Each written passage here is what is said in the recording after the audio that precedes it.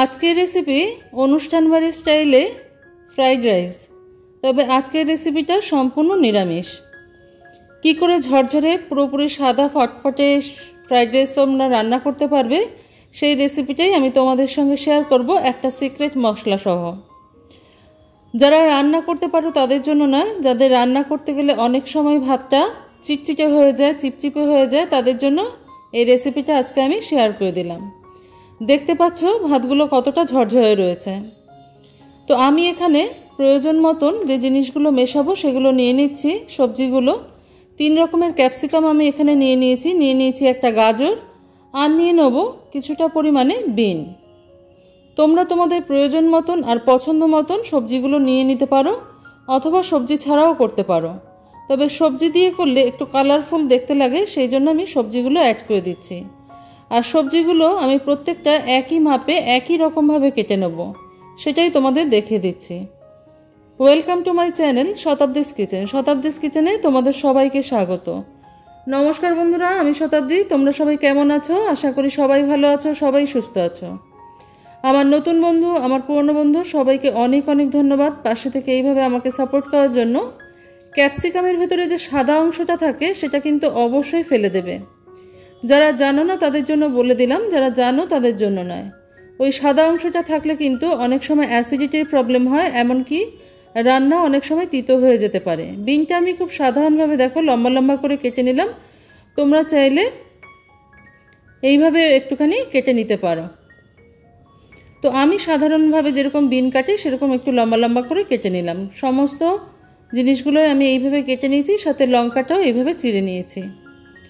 সমস্ত সবজিগুলো আমার দেখো ধুয়ে পরিষ্কার করা হয়ে গেছে। একটা থালায় সাজিয়ে নিয়েছি, আর নিয়ে নিয়েছি 1 বাটি পরিমাণে মটরশুঁটি বা কড়াইশুঁটি, যেটাই তোমরা বলে থাকো। চালটাকে আমি খুব ভালো করে ধুয়ে নিয়েছি। যতক্ষণ না সাদা জলটা বের হয়, এই সাদা জল বের হওয়া পর্যন্ত ধুয়ে নিতে হবে। 5 থেকে 10 মিনিট জলে ভিজিয়ে রাখবো, সাথে সাথে রান্নাটাও শুরু করে দেবো। একটা পাত্রে আমি পর্যাপ্ত পরিমাণে জল নিয়ে নিলাম পরিমাণ মতো নুন। এবার ঢাকা দিয়ে দেবো। জলটা ফুটে উঠলে এর মধ্যে আমি চালটা যোগ করে দেবো। এই সময় চালটা সম্পূর্ণ সাদা ফটফটে হবে যদি তোমরা এই ট্রিক্সটা ফলো করো। একটা পাতিলেবুর আধখানা আমি এর মধ্যে মিশিয়ে দিলাম রস। যদি পাতিলেবু কারোর কাছে না থাকে সেক্ষেত্রে তোমরা ভিনিগারের ব্যবহার করতে পারো। তাহলে কি হয়, ভাতের রঙটা কিন্তু সাদা হয়। এর আগেও আমি তোমাদের সঙ্গে এই টিপসটা শেয়ার করেছি। তো নতুন কোনো বন্ধু যদি থেকে থাকো চ্যানেলে, বন্ধু হতে চাইলে বন্ধু হয়ে পাশে চলে আসতে পারো। সেই জন্য পুরো ভিডিওটা তোমাদের দেখে নিতে হবে, সঙ্গে সঙ্গে সাবস্ক্রাইব বাটন আর নোটিফিকেশান বেলটাও অন করে দিতে হবে, যাতে প্রথম ভিডিও নোটিফিকেশান তোমার কাছে সবার আগে পৌঁছে যায়। 90% পর্যন্ত আমি চালটাকে সিদ্ধ করে নিয়েছি। দেখলে আমি হাত দিয়ে ভেঙে দেখিয়ে দিলাম কয়টুকু সিদ্ধ হয়েছে। তারপরে চালটার জল ঝরিয়ে ঠান্ডা করতে রেখে দিয়েছি। আমি কিন্তু কোনো কাঁচা জলের ব্যবহার করিনি এখানে। একটা কড়াই বসিয়ে নিলাম, দিয়ে দিলাম পর্যাপ্ত পরিমাণে কুকিং অয়েল বা ভেজিটেবল অয়েল বা যে কোনো তেল, তোমরা ঘি দিয়েও করতে পারো, কোনো অসুবিধা নেই। আমি এখানে সাদা তেল দিয়ে করব। শক্ত ধরনের যে সবজিগুলো থাকে যেমন গাজর, বিন, এটাকে আমি আগে ভেজে নেব। তো গাজর আর বিনটাকে আমি একটুখানি ভেজে নেব প্রথমে।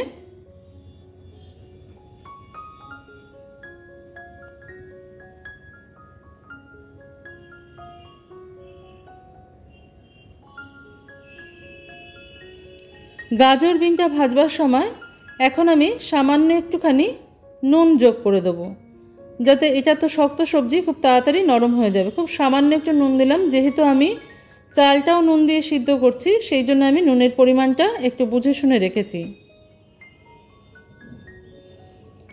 গাজর আর বিনটা খুব ভালো করে ভাজা হয়ে গেলে আমরা এটাকে তুলে নেব। অবশ্যই হাই ফ্লেমে ভাজবে।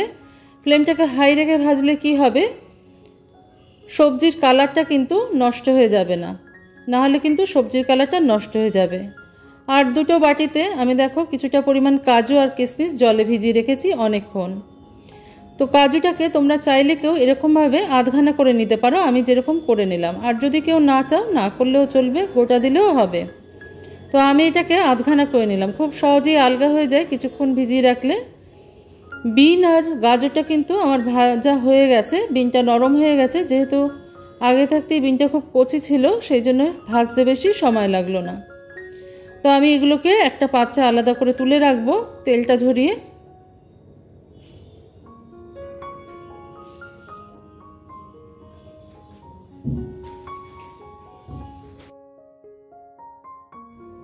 ওই একই তেলে আমি দেখো এবার মটরশুঁটি বা কড়াইশুঁটি যাই বলে থাকো না কেন তোমরা, সেটা ভেজে নেব। মটরশুঁটিটা যেহেতু ফ্রোজেন ছিল সেহেতু ফাটছে, তো মটরশুঁটির সাথে সাথে আমি এখানে কিন্তু বাকি যে ক্যাপসিকামগুলো আমি কেটে রেখেছিলাম লাল হলুদ সবুজ সেগুলোও দিয়ে দেবো। সব কিছু উপকরণ দিয়ে আমি এই কটাই দিয়েছি, তোমরা চাইলে কিন্তু অন্যান্য সবজিও যোগ করতে পারো, ব্রোকলি দিতে পারো, ফুলকপি দিতে পারো, বেবিকর্ন দিতে পারো, যার যেরকম ভালো লাগবে। আর কেউ চাইলে কোনো সবজি না দিয়েও করতে পারো, তাতেও ভালো লাগে, শুধু কাজু কিশমিশ দিয়েও ভালো লাগে। তো সবজি যেহেতু ছিল সেহেতু আমি এটাকে যোগ করে দিলাম। দিয়ে দেবো সামান্য একটু পরিমাণে নুন, সবজিটা তাড়াতাড়ি সিদ্ধ হয়ে যাবে সেই জন্য। ফ্লেমটাকে অবশ্যই হাইতে রাখবে, আবারও বলছি, নাহলে কিন্তু কালারগুলো নষ্ট হয়ে যাবে। কিছুক্ষণ সময় আমি এটাকে ভেজে নেব।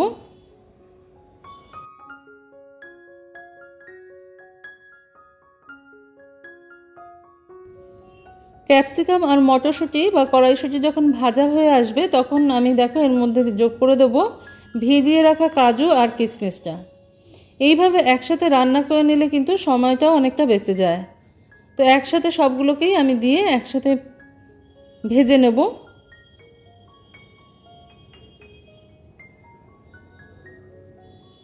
এগুলো আমার ভাজা হয়ে গেছে, এগুলোকে আমি আলাদা পাত্রে তুলে রাখবো।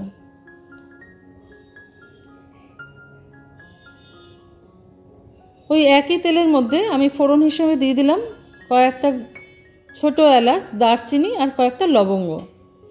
আর দিয়ে দেবো এর মধ্যে যে চিড়ে রেখেছিলাম কাঁচা লঙ্কা, সেই কাঁচা লঙ্কা কটা। কাঁচা লঙ্কা আর এই গরম মশলা ফোড়ন থেকে ভাজা হয়ে গেলে যখন একটা সুন্দর গন্ধ ছাড়বে তখন আমরা এর সঙ্গে অন্যান্য উপকরণগুলো যোগ করব। কাঁচা লঙ্কা আর গরম মশলা একসাথে ভাজলে কিন্তু কাঁচা লঙ্কা তেলে দিলে, গরম তেলে দিলে সুন্দর একটা গন্ধ বেরোয়। সেই গন্ধটার জন্য আমাদের অপেক্ষা করতে হবে। যখন গন্ধটা বেরোবে তখন আমি এর মধ্যে ভাতটা অ্যাড করে দেবো। যে ভাতটা আমি জল ঝরিয়ে রেখেছিলাম সেটা আমি একটু একটু করে এর মধ্যে অ্যাড করে দেবো। অবশ্যই ফ্লেমটাকে এই সময় লোতে করে দেবে, না হলে কিন্তু নিচ থেকে লেগে যাওয়ার একটা সম্ভাবনা থাকবে। সমস্ত ভাত দিয়ে আমি দেখো হালকা হাতে এটাকে নেড়ে নেব। খুব বেশি জোরে প্রেস করে নাড়তে যাবে না, তাহলে কিন্তু ভাতগুলো ভেঙে যাবে। কত ঝুরঝুরে হয়েছে দেখো বিনা জল দেওয়াতে।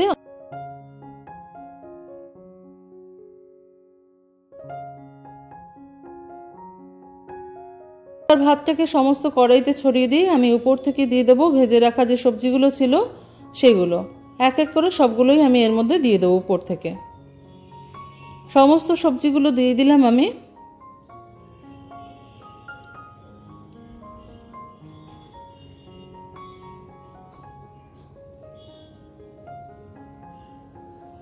এবার দিয়ে দেবো স্বাদ মতন একটুখানি নুন, স্বাদ মতন মিষ্টি। মিষ্টির পরিমাণটা যে যার নিজেদের পছন্দ মতন রাখতে পারো, বেশি খেলে বেশি দিতে পারো, কম খেলে কম দিতে পারো, যার যেরকম ভালো লাগে। আর দিয়ে দেবো একটা স্পেশাল মশলা যেটার কথা আমি তোমাদের বলছিলাম। এখানে গোলমরিচ, একটুখানি জায়ফল আর একটুখানি জয়িত্রী নিয়ে নিয়েছি আমি। ড্রাই রোস্ট করে এটাকে গুঁড়ো করে নেব। আর এই মশলাটাই আমি কিন্তু সম্পূর্ণ মিশিয়ে দেবো এই ফ্রাইড রাইসের সাথে। এটাই হচ্ছে সেই সিক্রেট মশলা যেটা ফ্রাইড রাইসের সঙ্গে মেশালে কিন্তু একেবারে অনুষ্ঠান বাড়ির স্বাদ আসে। তো সমস্ত মশলাটা দিয়ে দেওয়ার পর আমি উপর থেকে দিয়ে দিলাম কিছুটা পরিমাণে ঘি। ঘিটা তো অবশ্যই দিতে হবে যেহেতু ফ্রাইড রাইস। হালকা হাতে এবার একটু সমস্ত উপকরণগুলো মিশিয়ে নিতে হবে আমাদের। ফ্লেমটাকে লোতে রাখবে, এই সময় লোতে রেখে মিশিয়ে নেবে। মিশিয়ে রেখে ফ্লেমটাকে আমি এখন বন্ধ করে দেবো। হালকা হাতে সবাইকে মিশিয়ে নিলাম। দেখো কতটা ঝুরঝুরে হয়েছে ভাতগুলো, কেউ কিন্তু কারোর গায়ের সাথে লেগে যায়নি, একেবারে ঝুরঝুরে হয়েছে। আর কতটা সাদা হয়েছে দেখে নাও। তোমরা নিজেরা বাড়িতে করলেই বুঝতে পারবে যে ভাত তৈরির সময় একটু লেবুর রস বা ভিনেগার দিলে কতটা সাদা হয়। একটা প্লেটে সার্ভ করে নিলাম আমি। যে কোনো কিছুর সাহায্যে তোমরা এটা খেতে পারো। কিছুক্ষণ সময় এটাকে আমি মুখ বন্ধ করে রেখেছিলাম, সেটা আর তোমাদের দেখাইনি। মশলাটা দেবার পর কিছুক্ষণ সময় মুখটা আটকে রাখতে হয় ফ্লেমটাকে অফ করে, তাহলে কিন্তু এই ভাতের মধ্যে মশলার গন্ধটা পুরোপুরি ঢুকে যায়। অনুষ্ঠান বাড়ির স্বাদে ফ্রাইড রাইস রেসিপি কিন্তু আমার তৈরি হয়ে গেছে। রেসিপিটা ভালো লাগলে লাইক, শেয়ার, কমেন্ট, সাবস্ক্রাইব করার অনুরোধ রইল তোমাদের কাছে।